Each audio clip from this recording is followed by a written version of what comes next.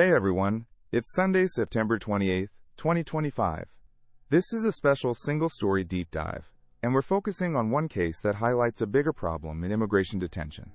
We're talking about the transfer of Kilmar Abrego Garcia, a longtime asylum seeker from El Salvador, and what that move means for access to counsel and due process.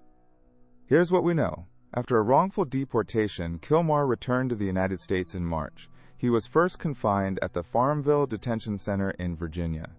ICE has now moved him to the Moshannon Valley Processing Center in central Pennsylvania, a facility run by the GEO Group with capacity for up to 1,876 detainees.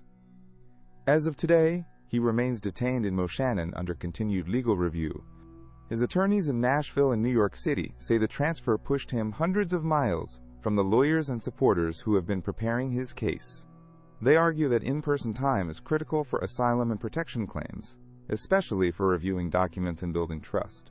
ICE responds that transfers can actually increase access to counsel through telephones and video, but his lawyers counter that remote calls are not a substitute for private, timely meetings.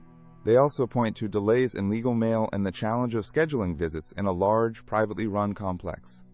Moshannon reopened as an ICE facility in 2021 and has faced repeated complaints about conditions, including alleged assaults, gaps in medical care, and insufficient food. Advocates say a detainee death in August drew further scrutiny. Against that backdrop, this transfer is not just about geography. It is about whether someone with an ongoing protection claim can actively participate in their defense. If you or your client is in a similar position, there are immediate steps to consider. Update the G28 and all filings with the new facility address. Submit written requests for legal calls, and ask for private rooms with adequate time. Schedule in-person visits early and confirm procedures for legal mail, including tracking and receipt logs. Keep scanned copies of all evidence and filings, so nothing depends on one physical set. Where counsel is far away, consider adding local co-counsel for visits while keeping primary strategy centralized. If detention is prolonged, request custody reviews at regular intervals, seek parole where eligible, and document any barriers to access. If the transfer itself blocks meaningful representation, ask ICE for a transfer closer to counsel and consider elevating concerns to the DHS Civil Rights Office and your congressional representatives.